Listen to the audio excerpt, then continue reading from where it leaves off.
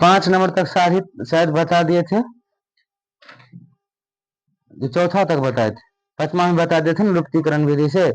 अब तो अभी सब विधि बता दिए, तो आप जो विधि सुविधा लगे कोशिश करना है, यदि सीखना है ना तो एटलीस्ट रफ में 2-3 समीकरण को हम सभी विधि से बनाए। जैसे हम एक समीकरण को लिए, सबको नहीं बनाना, एक समीकरण को हम 5 विधि से बनाए ना, तो 2, 3 या 4 समीकरण लेकर के उसको सभी विधि से हल करके देखना है मैं उत्तर सेम आ रहा है या नहीं। इस चीज को प्रैक्टिस करेगा तो होगा 5 विधि ध्यान रहेगा।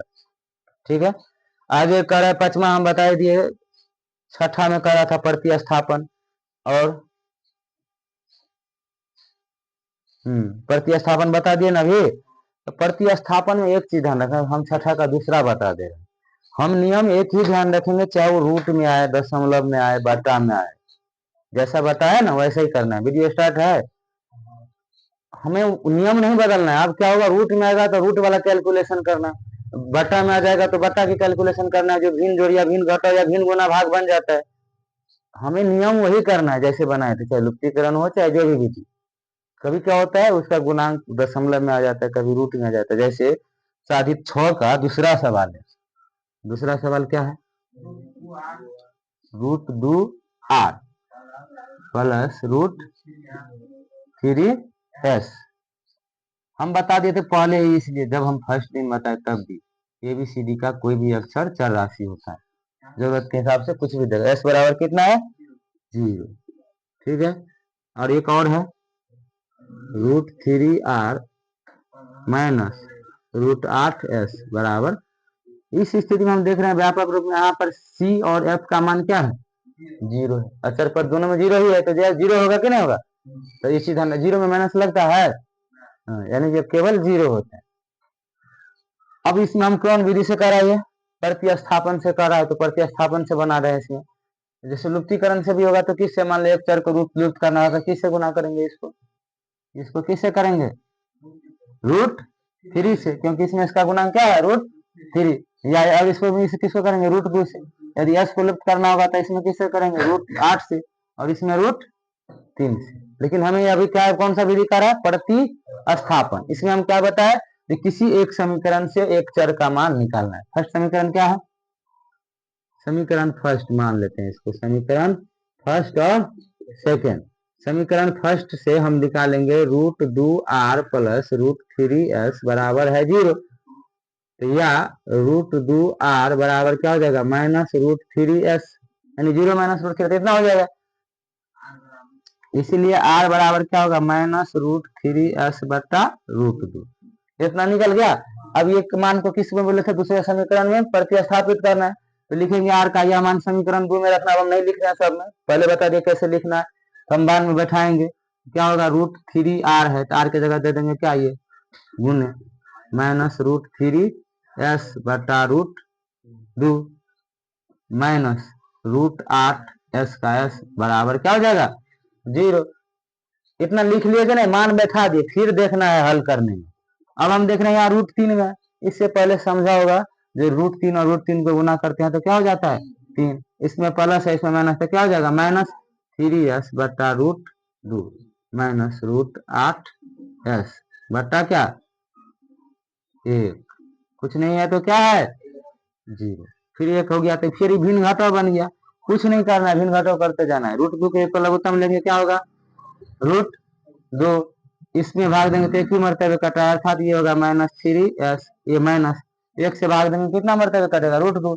रूट 2 का रूट 8 को गुना करेंगे तो होगा रूट 16 होगा, s का s बराबर होगा, अपने आप आ जाएगा बाद में। अच्छा चीज जिससे तुम्हें डर लगता है वो भाग जाएगा अपने, हम उस विधि से करते हैं रूट से, देखो अपने आप हट जाएगा। ये जगह माइनस 3s माइनस 16 का वर्गमूल अब निकल जाता है 4s, माइनस 4s बराबर रूट 2 को 0 को गुना करेंगे तो क्या हो जाएगा, कोना कोनी गुना होगा तो 0, भागा रूट 2 कहीं रहा। अब कितना बच गया, ये माइनस 4s है माइनस 3s, तो माइनस 7s बराबर 0। इन माइनस है ना, पहले ये लिखेंगे ना, माइनस 7s बराबर क्या हो गया, 0। इसीलिए s बराबर भी क्या होगा, यानी 0 बटा क्या हो जाएगा, माइनस 7। 0 में किसी चीज से भाग देते हैं तो क्या होता है, s का मान क्या हो गया, देखो तो मिला उत्तर। अब s का मान 0 निकल गया तब r निकल जाएगा ना फिर। निकल गया तो r का मान फिर पर यहाँ पर लिखा लेंगे, r बराबर क्या है -√3। अब 0 तो वो भी 0 ही हो जाएगा शायद, माइनस के बराबर पीछे से भी 0 ही हो गया। r और s दोनों का मान क्या हो गया, समझ गए इसको। फिर आगे है 7 नंबर में भी कह रहा है लुप्तीकरण से निकालना। पहला को छोड़ दे रहा हम इतना बता ही अभी, जो दूसरा एक बट्टा वाला उसको बना दे रहे हैं। देखना बट्टा वाला से तुम लोगों को दिक्कत होता रहता है, तो अब नहीं होना चाहिए, आगे देखो ना। बट्टा वाला में क्या है समीकरण में, पहला समीकरण क्या है बोलो, x बट्टा 2 पढ़ो प्लस एक आदमी पढ़ो 2y बट्टा 3 प्लस 1 बराबर क्या होगा, चलो ले चलो इसको, लुप्तीकरण है तो क्या हो जाएगा -1, उस साइड लेके चले गए तो फिर ये क्या हो जाएगा x माइनस वाई बट्टा 3 बराबर क्या हो जाएगा 3। लुप्तीकरण में है ना ये, तो इस साइड रखने से कोई बात ले गए, अचर पद को हम उस तरफ ले गए। अब इसको लुप्त करना है, किसको लुप्त कर पाओगे करोगे बताओ, x को करोगे या y को। चलो इस बार y को करते, x को करके आए ना अभी तक, हम इस बार y को किसी एक को करेंगे तो चलेंगे। यहाँ है ना y, इसको मान लिया समीकरण y में, इसमें y का गुणांक क्या है, जब पीछे में 3 रहता है तो हम समझ आते थे 3, अभी क्या है y बटा 3, यानी y के पीछे में कुछ नहीं है तो क्या है 1, अब बटा में क्या है, अर्थात यहाँ इस तरह से रहे तो y का गुणांक यहाँ क्या है 1 बटा, यही ढूंढना है बस, इतना ही अंतर। तो हम इसको किससे गुना करेंगे 1 बटा 3 से। ध्यान देना, सुबह में बुलाने का कारण यही था ज्यादा समय लग सकता है, इसलिए थोड़ा ध्यान दे। 1 बटा 3 हो गया, और फिर इसमें क्या है गुना, वहां 1 था 1 बटा 3, इसमें क्या होगा गुना 2 बटा 3, तो इसको गुना करेंगे 2 बटा, ऐसा लिख दिए कि नहीं, फिर छोड़ दो, फिर ला लेंगे बाद में। देखो इसको कितना हो गया 1 बटा 3। अब इससे पूरा में गुना करना है, जब हमें संख्या में रहता था तो हम डायरेक्ट हाथ पर लेते थे 2 गुना 3, जब बटा में आ रहा है यहाँ पर लिख भी देंगे, लिख लेना है इसे जैसे लिखते थे समीकरण फर्स्ट में, इसे ऐसे गुना कर रहे हैं इसको हम, ये हम नहीं लिख रहे हैं, हम बार बार लिखने की जरूरत नहीं है, हम परीक्षा नहीं दे रहे ना अभी, एक बार बताइए, लेकिन तुम लोग नहीं छोड़ना है, प्रत्येक सवाल में लिखना है ताकि आदत बनेगा। मेरी तरह एक में लिखना, बाद में नहीं, सब में लिखना है। क्या हो जाएगा, जहां भी बनाएंगे वहां लिखना क्या, 1 बटा 3 से हम किसको गुना करेंगे x बटा 2 से, ऐसे लिख लेंगे कहीं बगल में, x बटा 2 गुने 1 बटा 3। यदि मौखिक नहीं समझ पाते हो तब, जो जिसको समझ रहे तो ऊपर ऊपर गुना का x कट नहीं रहा है, द्वितीय कितना होगा, तो क्या लिखेंगे x बटे 6 प्लस, फिर इसको इस तरह गुना करेंगे, y को रहने दो 2 बटा 3 y, गुने क्या है 1 बटा, फिर नहीं कट रहा है तो ऊपर में हो जाएगा 2 1 2 y बटा 9, क्या लिखेंगे 2 y बटा 9, ठीक है। बराबर में इसको करेंगे 1 से तो क्या हो जाएगा -1 बटा 3, फिर इसको करेंगे फिर x को इसको गुना करेंगे तो ऐसा हो जाएगा 2x बटा 3, माइनस इसको करेंगे ऊपर में 2 y बटा 9 होगा, ये बराबर हो गया। इसको क्या देखो कैसे कट जा रहा है, 2 3 गुने क्या होगा 2 बटा, तो यहाँ भी गुना बना तो कट गया तो कितना बचा, तो ऐसे करके देखना कितना आया ये 2, तो ऐसा होता है इसमें जो बटा में था वो बटा हट गया, जो नहीं था बटा में हो जाता है। इसको इस तरह से उतार के साइड में करके तब लिखना है, समझ रहे कि नहीं।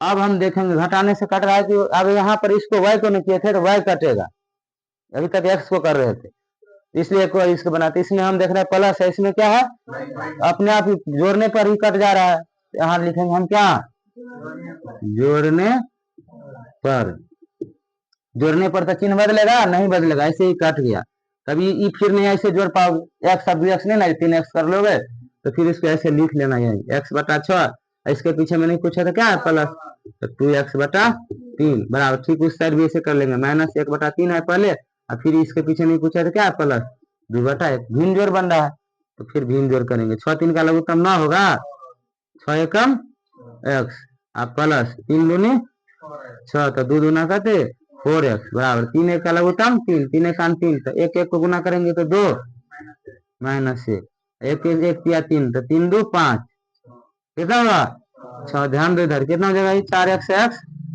5x बटा 6 बराबर कितना हो जाएगा 5 बटा 3, जब दोनों साइड प्लस या माइनस न रहे, दोनों साइड प्लस माइनस न रहे, केवल बटा में रहे, तो हम ऊपर से अंश को हर से हर को काट सकते हैं, समझ रहे ना, या तो कोना कोनी गुना करेंगे तब इजी हो जाएगा, 3 एकम 3 3 दूना 5 एकन 5, 5 एकन। अब क्या बचा, x सेकंड, इसीलिए x बराबर क्या हो गया 2। फिर x का मान किसी समीकरण में बैठा के निकाल लेंगे, कोई दिक्कत मान जाएगा। तो इस बटा में इसको इस लगे को रूट वाला बना ही लिया।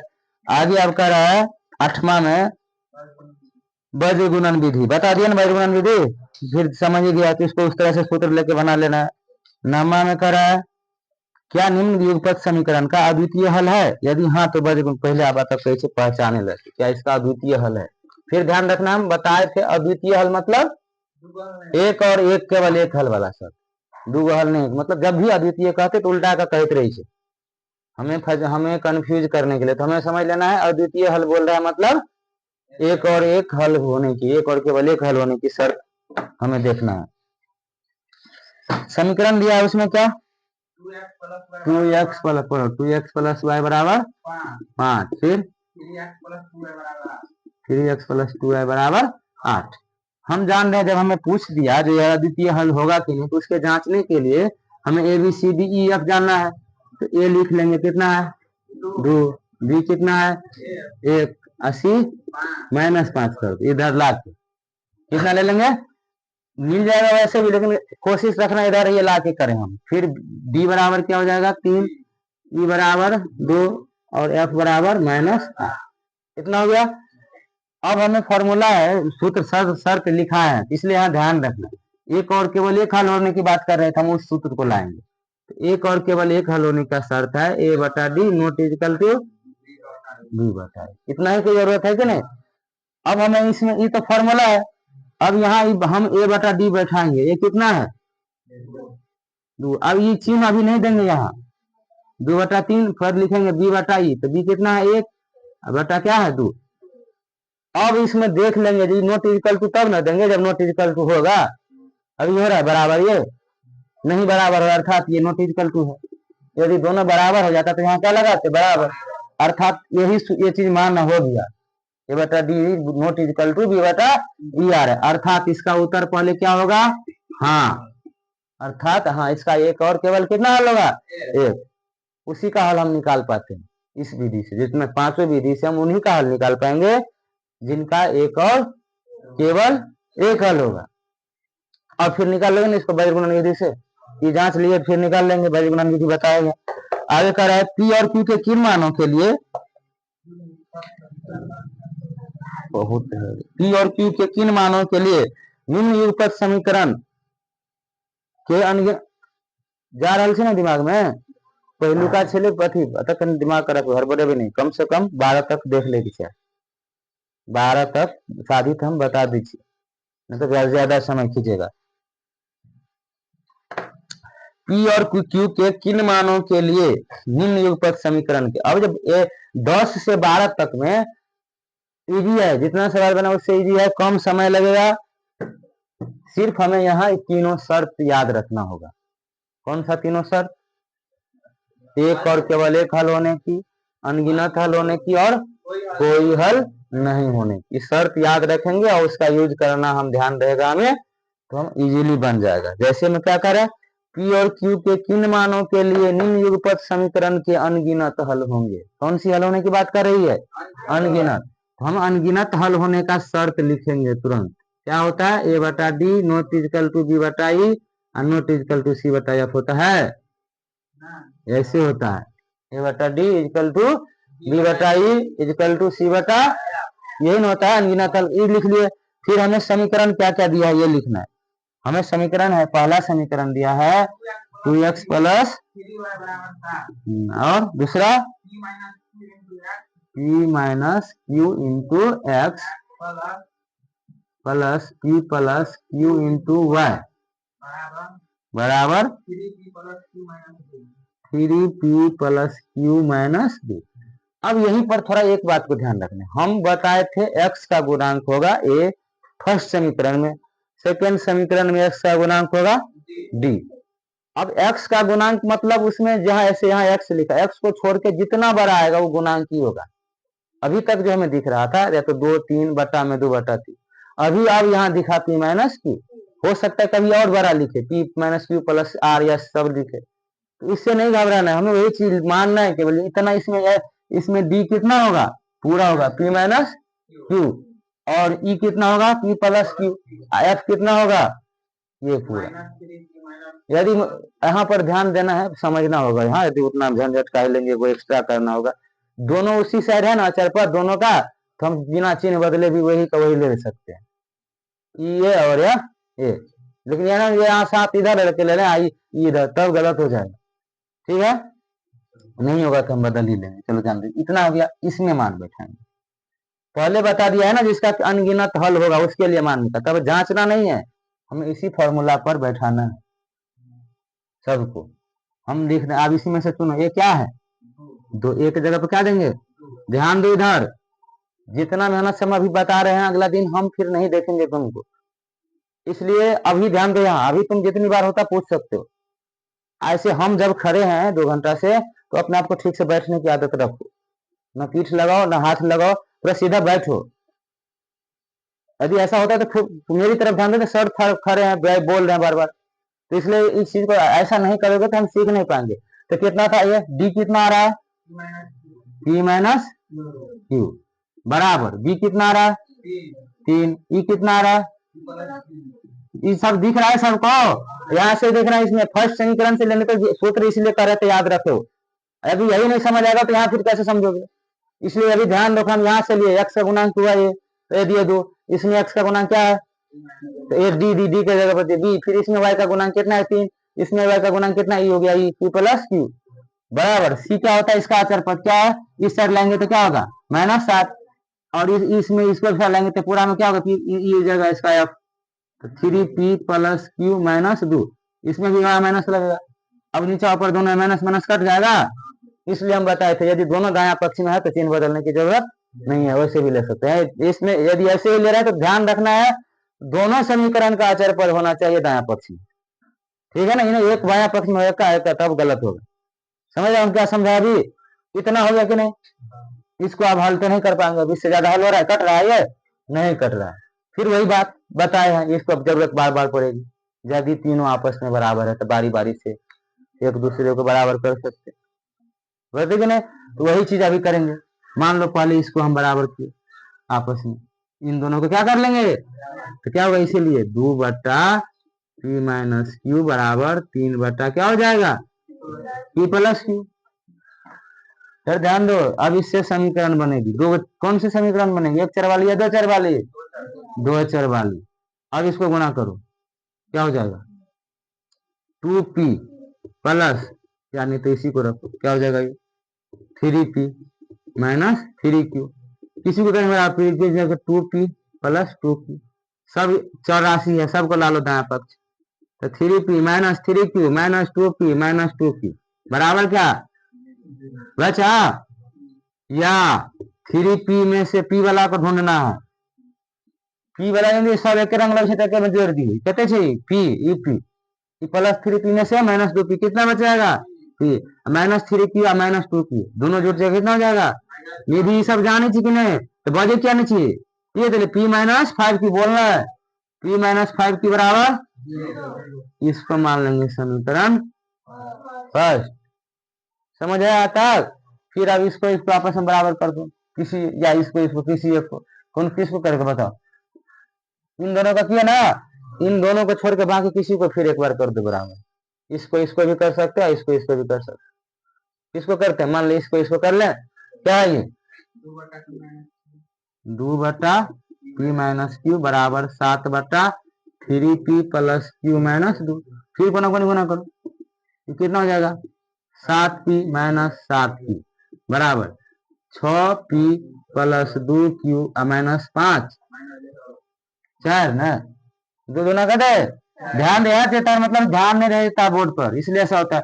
फिर इसमें जितना चर राशि इधर ला लो, तो 7p minus 7q plus 6p side आएगा तो q minus 6p minus 2q बराबर माइनस 4, वो अचर पड़ जाएगा इसलिए उधर ही रह जाएगा।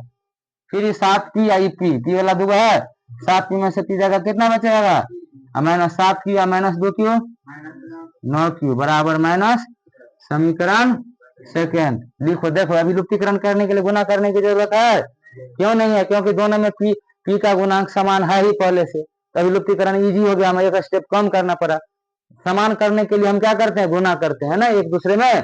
अभी एक समीकरण है, इसको यहाँ लिखो, पी माइनस कितना आ गया 9q बराबर कितना आ गया माइनस, समीकरण सेकंड है। तुम लोग कॉपी में लिखते रहोगे तब वहां दोनों को उतार लेना फिर। अब यहाँ क्या करने हैं, जोड़ने पर कटेगा घटाने पर, घटाने पर, क्योंकि ये ना बराबर है तो घर लिखेंगे घटाने पर, तो ये जगह माइनस, ये हो जाएगा प्लस, ये हो जाएगा ये plus P minus P cut गया, प्लस 9q में से माइनस 5q जाएगा 4q, आप प्लस 4 का 4, इसीलिए q बराबर 4 गुना 4 होगा ना, 4/4, यानी q का मान हो के दिखा ली, q बराबर कते ले एक, दिमाग का तराक, q का मान कते ले। अब यह q का मान किसी एक समीकरण में बैठाना है, जो समीकरण यह है, क्या हो जाएगा p माइनस 5 गुने 1 बराबर 0, इसीलिए p बराबर किए थे 0 + 5, यानी p बराबर तेल मान, यहाँ p और q का मान निकाले लेते, p का मान कितना आया और q का मान, कोई दिक्कत समझ ली, वह तरीका करे चलिए, कैलकुलेशन करना ही मैथ्स छी, ऐसे हर तरीका बुझ के कतबो लंबा है से मतलब नहीं छै, हमरा विधिवत बढ़त जाए के छाड़ा अपने आप सॉल्यूशन होते इजी, ठीक है। तब ये 10 नंबर था। 11 में क्या करा, क्या के किसी वास्तविक मान, यहाँ पर पूछ नहीं रहा था, यहाँ पर बता रहा था जो अनगिनत मान होल होने के लिए पी और क्यू का मान निकालिए, तो इसलिए हम इसको जांचे नहीं, क्या किए, सूत्र लिखा, सूत्र पर मान बैठा है, उससे समीकरण बना, फिर हम उसका मान निकाल लिए। 11 नंबर में पूछ रहा है जो क्या के किसी वास्तविक मान के लिए समीकरण युग्म इतना के अनगिनत हल होंगे, तो इसमें क्या करना है, हमें मान निकालना है या जांचना है, जांचना है। अनगिनत हल के बारे में पूछ रहा है, क्या किस चीज के बारे में पूछ रहा है, अनगिनत हल। यहाँ पर हमें मान नहीं निकालना, अनगिनत हल होने की शर्त लिखना है, जांचना है क्या बराबर आ रही है।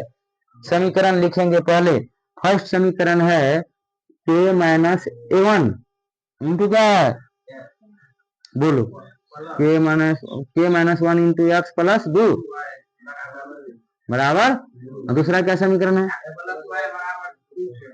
x प्लस वाई बराबर, यहाँ से एबीसी तुम बताओ तो सुमन, यहाँ पर एक इसका क्या लेंगे, ये क्या होगा, इससे दोनों समीकरण है, ये समीकरण फर्स्ट है, ये समीकरण सेकंड है, इसमें कितना होगा बेचन, ए का मान के माइनस 1, ठीक है।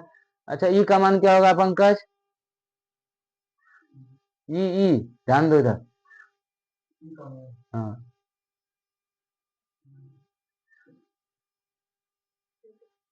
ध्यान दो, हम क्या पूछे ई, वे समीकरण पे ध्यान दो, हम ई पूछे, सोनी क्या होगा ई का मान,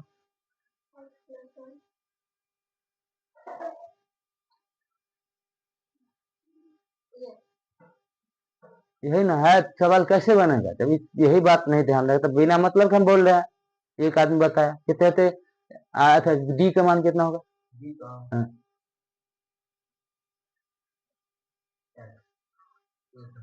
एक होगा, नहीं तो घबराना नहीं, अरे क्या बताएं, ध्यान दे, दो समीकरण है कि नहीं, दोनों में होता है एक्स वाई अचर पद, उसमें भी होता है, फर्स्ट का यहाँ से शुरू करते हैं, फर्स्ट से शुरू करेंगे कि लिखना कि नहीं, यही ध्यान दो, इतना बात यहाँ से शुरू किए, पहले लिखते हैं कि नहीं, A B C D E F, ऐसे ध्यान रखना, हम यहाँ से शुरू किए पढ़ना, A B C D E F, फिर ध्यान रहेगा, फर्स्ट दे जाएंगे हम, एक्स नहीं होता वाई, ये तुम बोल दो वाई नहीं, वाई का गुणांक होता है, वाई के पीछे में क्या है, कभी यहाँ लिखा रहता है 2y, तो वाई का गुणांक क्या होता है 2, तब होता है यहाँ पर ई 2, लेकिन अभी कुछ नहीं है तो क्या समझेंगे, एक है, वाई के पीछे में भी एक है, यानी वाई ई वही हो गया ए, यहाँ से गिनो फिर, या नहीं ध्यान रखते, A B C D E, Y के पास क्या आते हैं ई, और फिर ये क्या होगा, इसके पीछे भी एक है, अर्थात डी का मान भी क्या होगा एक, जब मान ही नहीं समझोगे तो बैठाओगे कैसे, ध्यान रखो यहाँ, फिर भी प्रयास करना, अभी भी नहीं समझ आ रहा है, दूसरा सब्जेक्ट है कल फिजिक्स है, वहां के बोलना है, पूछना है,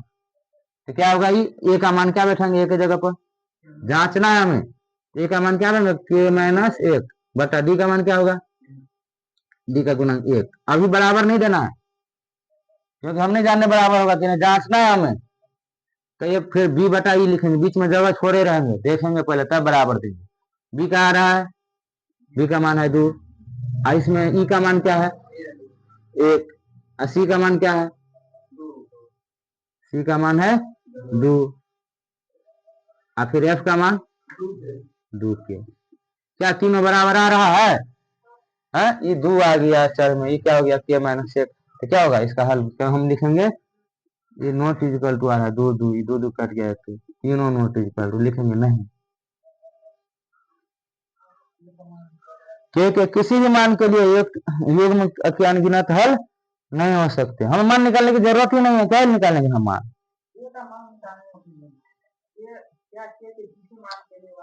हाँ, अरे तो के किसी मान के लिए अनगिनत हल तभी होता ना जब ये बराबर होता। के का मान निकालना नहीं है हम, तो होगा तब ना, होता तो निकाल लेते। यदि हो जाता तो बराबर होता फिर समीकरण कर लेते। हुआ नहीं ना, हमें नहीं निकालना। किताब में कुछ और दिया है, उतना नहीं दिमाग लगाना। नहीं हुआ बराबर तो हम क्या लिख देंगे? नहीं होगा। अच्छा अच्छा तो ये अनगिनत हल नहीं होगा इसका। कितना हल नहीं होगा? अनगिनत हल नहीं होगा, लेकिन हल तो होगा। यहाँ पर क्या पूछ रहा था? अनगिनत हल नहीं होगा। हमें क्या आया? ए बटा डी, ये नहीं बराबर आया, अर्थात एक सूत्र तो आया ए बटा डी नॉट इजिकल टू क्या? बी बटा, तो कितना हल होगा इसका? एक और केवल एक हल होगा, ये होगा।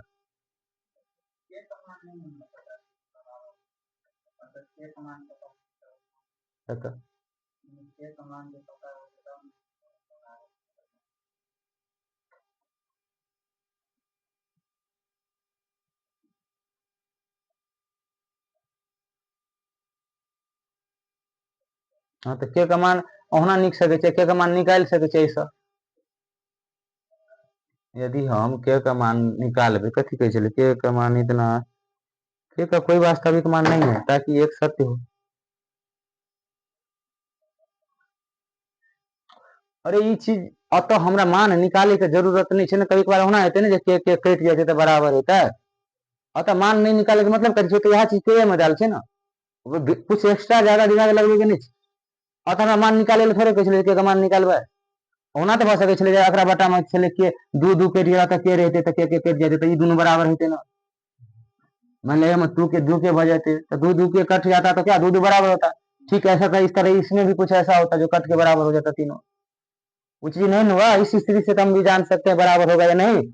नहीं हुआ बराबर, ये वही से समझ जाना कि नहीं होगा। हम जांचने के दो गो चीज हम सूर्य में बता रहे, उसमें पहला में क्या करा था, जो के पी के की पी और क्यू के किस मान के लिए, जैसे 10 नंबर जो बताए थे पी और क्यू, वहां नहीं पूछा जमान गिना तो होल होगा कि नहीं। डायरेक्ट पूछा हमसे कि पी और क्यू के किस मान के लिए, वीडियो चल रही है रुक गया, पी और क्यू के किस मान के लिए इस समीकरण का अनगिनत हल होगा। तो हम डायरेक्ट फॉर्मूला लगाए, समीकरण बनाए। यहाँ ये कह नहीं रहा, ये हम ही से पूछ रहा है, उसको खुद ही नहीं पता है। कैसे समझना, सवाल वाला खुद ही नहीं पता, मुझसे पता करना चाह रहा है जो क्या इसका अनगिनत हल होगा या नहीं होगा। उस स्थिति में वैसे बैठाएंगे, हम देख रहे हैं सेम एक अचर आ गया, गोचर आ गया, मतलब बराबर नहीं है। हम मान कैसे निकालेंगे? जब समीकरण देगा तभी ना निकाल पाएंगे मान पहले से। वो चीज नहीं है। अब एक और केवल एक हल होने के लिए हम बाद में वो चीज को लगाए, जैसे ये दोनों के निकाले मान ले, ये कैसे किया बराबर मान लिया था ना पहले, हम बराबर पहले से पता ही नहीं है, पूछ ही रहा था। मान लो इसको बराबर कर लेंगे, तब इसको ये दोनों के बराबर करने से क्या होगा, के का मान होगा 3, के माइनस 1 बराबर क्या होगा 2, एक के बराबर क्या होगा 3।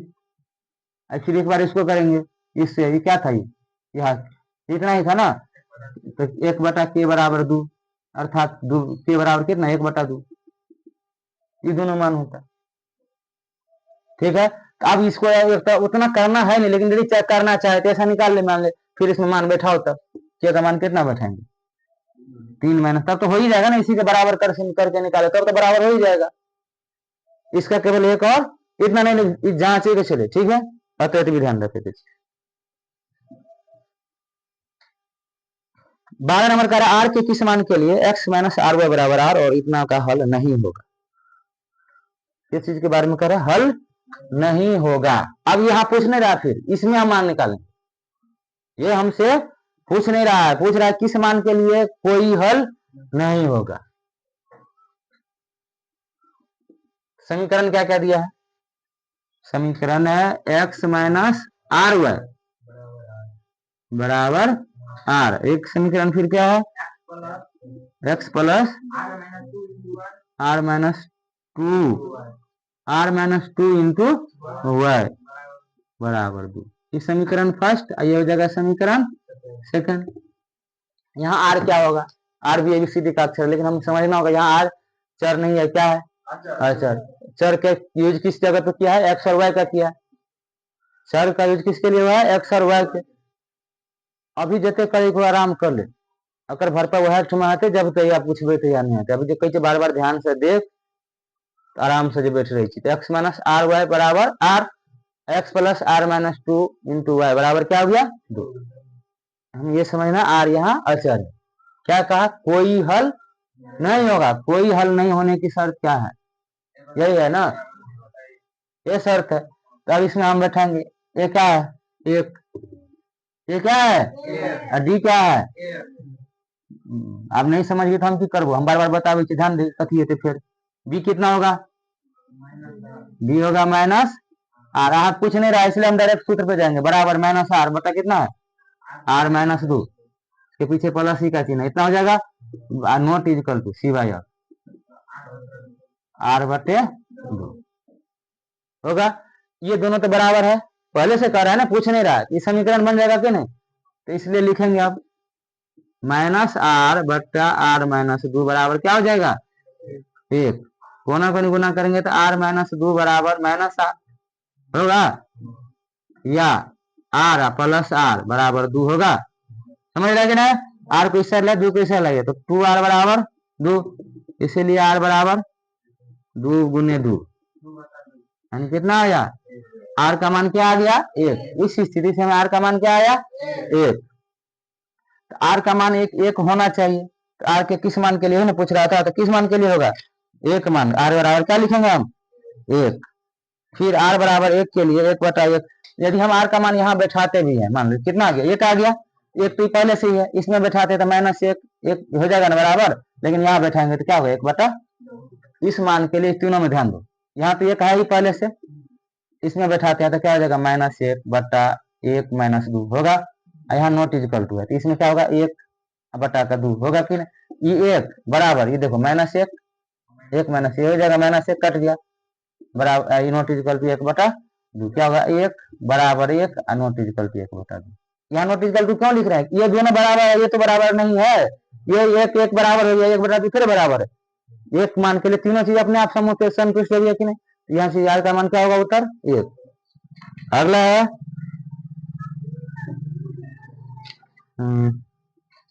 13 नंबर। 13 नंबर बता ही दिए थे, हल कर लोगे। 14 नंबर है, बता कि छोड़ दे।